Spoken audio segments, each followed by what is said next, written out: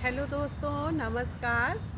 कैसे हैं आप सब? उम्मीद है आप सब अपने अपने घरों में खुश और महफूज होंगे। फिर भी न जाने क्यों मुझे रहती है आपके मेंटल हेल्थ की परवाह, इसलिए समय रहते करती हूँ आपको आगाह। दोस्तों, मेंटल हेल्थ की बात जब आती है तो लोग ये कहते हैं कि मानसिक रूप से ग्रसित व्यक्ति मेंटल हेल्थ की श्रेणी में आता है। नहीं, बहुत सारी चीज़ें ऐसी होती हैं जो मेरी आदत में दिखती है, नेचर में दिखती है, बोलचाल में दिखती है। यह भी एक मेंटल हेल्थ का ही रूप होता है। अगर हम परिवार की बात करें, उसमें भी सब कुछ ठीक रहता है, फिर भी न जाने क्यों कुछ ऐसे सदस्य होते हैं जिनके साथ होने पर मन अशांत रहता है।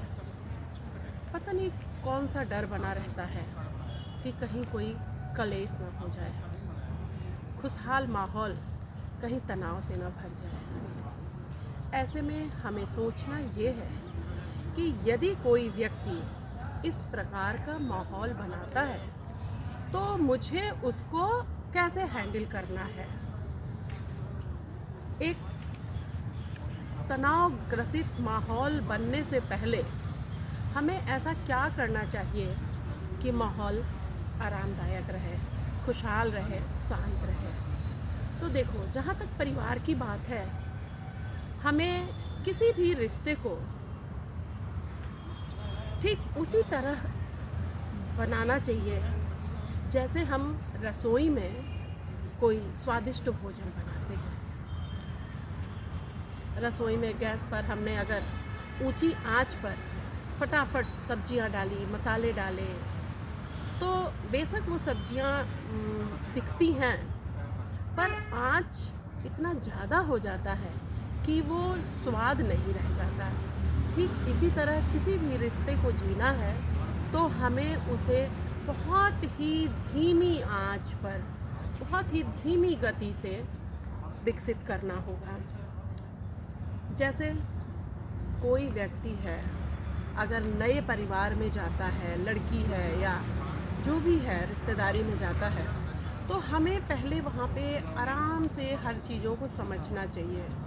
यहाँ के लोगों को क्या पसंद है, ये कैसे रहते हैं, इनके सोने उठने, यहाँ तक कि उनकी बातचीत का लहजा क्या है, वो कितना लाउड, कितना स्लो बात करते हैं। हमें ये सबसे पहले समझना चाहिए और थोड़ा धैर्य रखें। विशेषकर लोग ये कहते हैं कि इन चीज़ों को महिलाएं बढ़ावा देती हैं, पर मैं कहती हूँ कि महिलाओं से धैर्य कोई और तो महिलाओं से अधिक धैर्य तो कोई रख ही नहीं सकता। ये वही महिलाएं हैं, हम वही बहनें हैं जो 56 भोग बनाते हैं पर निर्जल उपवास करते हैं। तो एक तनाव के माहौल को हम कैसे नहीं धैर्य के साथ डील कर सकते हैं। हमें उसमें अपनी पूरी धैर्य को बनाए रखना है, चीज़ों को समझना है। प्रायः ऐसा होता है कि हम भी उत्तेजना में जवाब दे देते हैं और बाद में यह पता है कि यह व्यक्ति तो स्वभाव से बड़ा निश्चल है, जुबान से थोड़ा तेज़ था, मगर उसके जुबान के आगे हमारी जुबान माहौल को ज़्यादा ख़राब कर दी।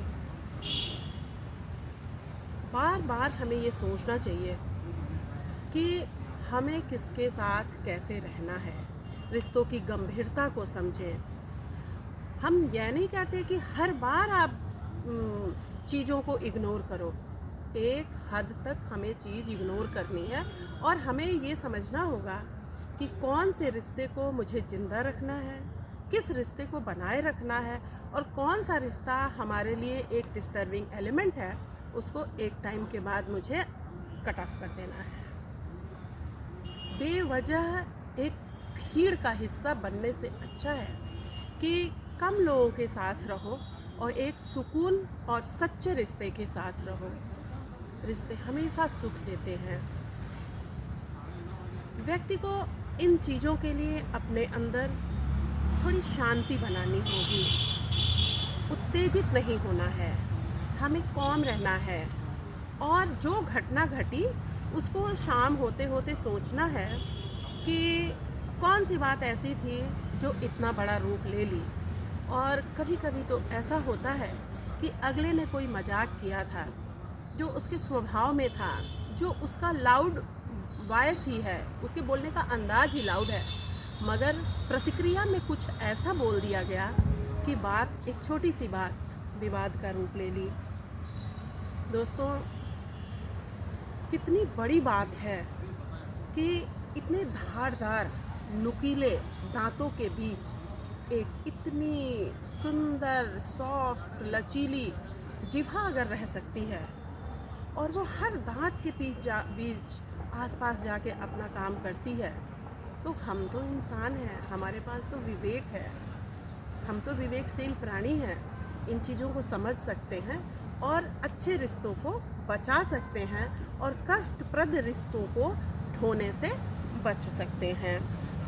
हमें कुछ ऐसे रिश्ते होते हैं जिनको हम बिल्कुल तोड़ नहीं सकते, उनके लिए हमें एक बाउंड्री सेट करनी होगी कि किस व्यक्ति को हमारे साथ कितना मजाक करने का इजाज़त है, हमें उसके साथ कितना घुलना मिलना है। जैसे ही हमारी बाउंड्री लाइन सेट होती है, रिश्ते में एक अनुशासन पैदा होता है और जब अनुशासन हो जाता है तो वो रिश्ते ताउम्र चलते हैं।